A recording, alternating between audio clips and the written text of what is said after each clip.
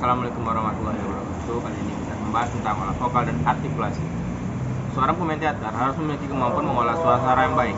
Suara merupakan faktor penting karena sebagai penyampaian pesan kepada penonton. Penguasaan intonasi, diksi, artikulasi setiap kata yang diucapkan harus jelas dan wajar sesuai dengan tuntunan karakter tokoh yang diperankan.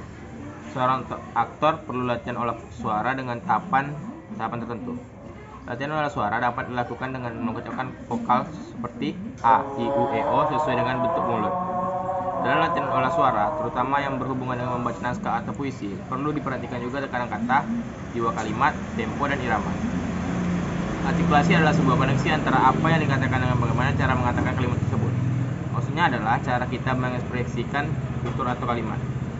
Sebagai contoh, jika dialog kita menunjukkan sedang marah besar, tapi suara kita tidak bisa jika hanya dengan latar dan kurang jelas. Jika seorang berdialog marah besar, maka kita harus menggunakan nada yang tinggi dengan jelas untuk mengekspresikan kondisi tersebut.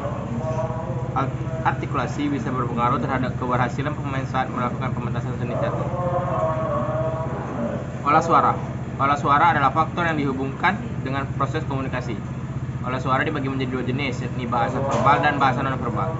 Bahasa verbal adalah bahasa yang digunakan seperti bahasa Indonesia, bahasa Inggris, dan sebagainya. Sedangkan untuk non-verbal adalah gerakan tubuh yang disebut dengan gestur.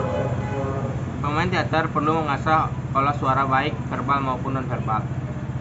Nah, untuk olah suara non-verbal biasanya akan berbeda-beda tergantung budaya setempat. Misalnya mengangguk biasanya seperti iya, namun bisa jadi di daerah lain atau negara lain mengangguk berarti tidak.